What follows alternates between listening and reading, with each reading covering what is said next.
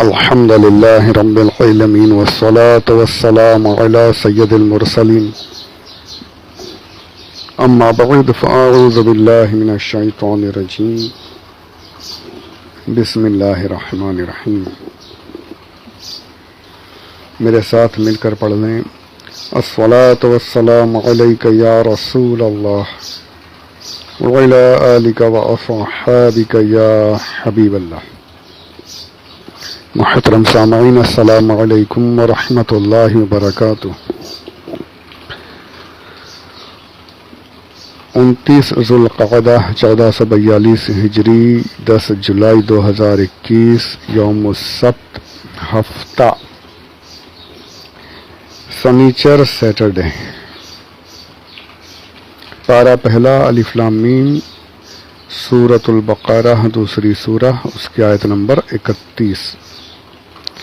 فضائل علم اور اہمیت علم کے تعلق سے چند ایک باتیں عرض کی ہیں، اسی سلسلے کو آگے بڑھاتے ہیں.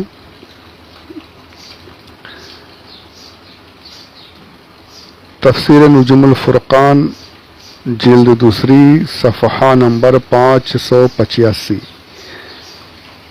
تفسیر نجوم الفرقان والیوم 2 پیج نمبر 585. مسند احمد، ترمذی شریف، ابو داؤد شریف و ابن ماجہ، دارمی، مشکاۃ شریف وغیرہ کے حوالے سے یہ حدیث پاک یہاں نقل کرتے ہیں. حضرت کثیر بن قیس رضی اللہ عنہ کہتے ہیں کہ میں حضرت ابو الدرداء رضی اللہ تعالیٰ عنہ کے پاس دمشق کی مسجد میں بیٹھا ہوا تھا. ابو الدرداء رضی اللہ تعالیٰ عنہ یہ صحابی رسول ہیں صلی اللہ علیہ وسلم، اور حضور کے وصال ظاہری کے بعد مدینہ شریف سے آپ دمشق چلے گئے. وہاں پر مطلب مسجد میں آپ بیٹھے ہوئے تھے. تو راوی کہتے ہیں کہ ہم بیٹھے تھے کہ ایک شخص آیا، اس کے بدن پر سفر کے نشان تھے، یعنی میلا کچلا، دھول مٹ ہے، پورا لگ رہا تھا کہ کافی سفر کر کے آئے ہیں. وہ آئے، پوچھے حضرت ابو الدرداء کے پاس، سلام دعا کے بعد عرض کی کہ ابو الدرداء، بے شک میں تمہارے پاس حضور صلی اللہ علیہ وآلہ وسلم کے شہر یعنی مدینہ طیبہ سے آیا ہوں، اتنی دور سے. اب یہ سمجھ لیجئے کہ سفر کی مشکلیں اس وقت بہت زیادہ تھیں، اور کوئی قریب کا معاملہ نہیں تھا. مدینہ شریف سے دمشق کافی دور تھا، کئی دنوں کا سفر ہوگا. وہ گھوڑوں پر، اونٹوں پر سفر. اب وہ سفر انہوں نے کیا کیوں، آپ سنیے. اتنی تکلیفیں، اتنی مشکلیں جو اٹھائی، وہ کیوں؟ وہ کہتے ہیں کہ میں مدینے سے آیا ہوں صرف ایک حدیث سننے کے لیے. مجھے یہ خبر ملی ہے کہ تم حضور اکرم صلی اللہ علیہ وآلہ وسلم کی ایک حدیث بیان کرتے ہو. میرے آنے کی اور کوئی وجہ نہیں ہے. یہ کیا تھا پتہ ہے؟ یہ جذبہ تھا، یہ شوق تھا. ان تک حدیث ان کو پتہ تھی، حدیث شریف سنی تھی انہوں نے، لیکن کسی اور کے، جیسے وایا وایا بولتے ہیں نا بیچ میں، جیسے سند، جسے سند کہتے ہیں، کہ جس نے بیان کیا اس سے کسی نے سنا اور اس نے آ کر کسی اور کو بیان کیا. بیچ میں جو ایک دوسرا شخص ہے، وہ چاہ رہے تھے کہ یہ بیچ کا یہ شخص ہٹ جائے اور میں ڈائریکٹ صحابی رسول سے سنوں وہ حدیث. یعنی بیچ کی میری سند جو ہے وہ اور مضبوط ہو جائے کہ میں نے سیدھا میں نے صحابی سے سنی اور صحابی نے رسول اللہ صلی اللہ علیہ وآلہ وسلم سے سنی. بس یعنی دو واسطوں سے حضور تک حدیث پاک کی سند پہنچ جائے. تو یہ شوق، یہ جذبہ لے کر وہ اتنا سفر کر کے، اتنا میلوں مہینوں دنوں تک چلتے ہوئے، گھوڑوں کی سواری وغیرہ کرتے ہوئے پہنچے. کس لیے؟ صرف ایک حدیث سننے کے لیے.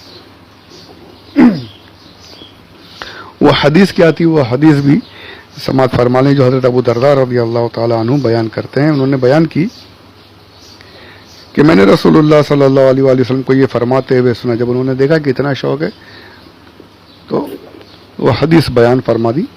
کہ تم ڈائریکٹ مجھ سے سن لو.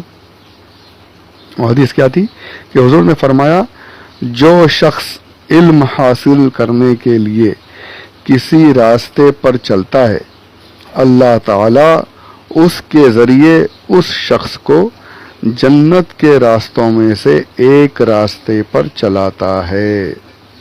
سبحان اللہ. علم حاصل کرنے کے لیے جب نکلتے ہیں نا سفر کے لیے گھر سے، اب یہ میں نے پہلے بھی کہا کہ یہ کہیں دور دراز کا سفر کرنے کے لیے خاص نہیں ہے. اگر آپ اپنے گھر سے نکل کر مسجد کے امام صاحب کے پاس جا کر بھی مسائل وغیرہ پوچھنے کے لیے اس نیت سے جا رہے ہو تو انشاءاللہ آپ کو وہ بھی یہ فضیلت حاصل ہو جائے گی. راہ علم کے سفر کی فضیلت تھوڑے سے قریب کے سفر پر بھی حاصل ہے. ایسا نہیں کہ کئی میلوں کا سفر کرنا ہے اور تب جا کر فضیلت حاصل ہوگی، جی نہیں.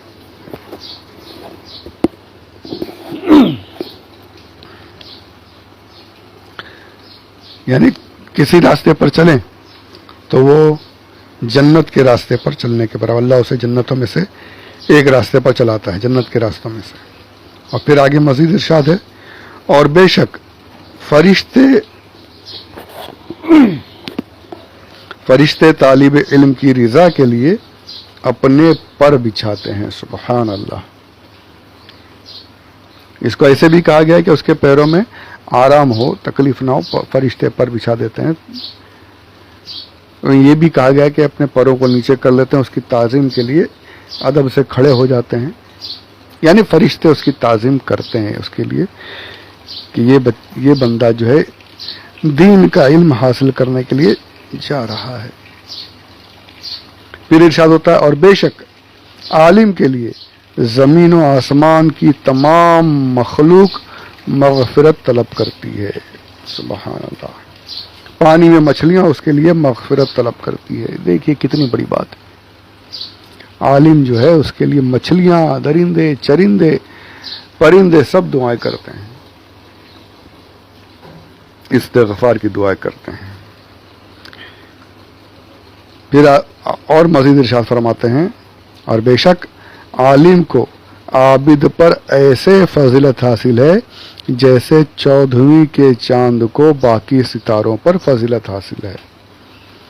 ستارے جو اپنی جگہ پر چمکتے رہتے ہیں لیکن جب 14ویں کا چاند اگر آسمان میں نکلا ہوا ہو تو اس کے سامنے ستارے بالکل پھیکے پڑے رہتے ہیں، چھوٹے دکھائی دیتے ہیں، اور چاند خوب چمکتا رہتا ہے.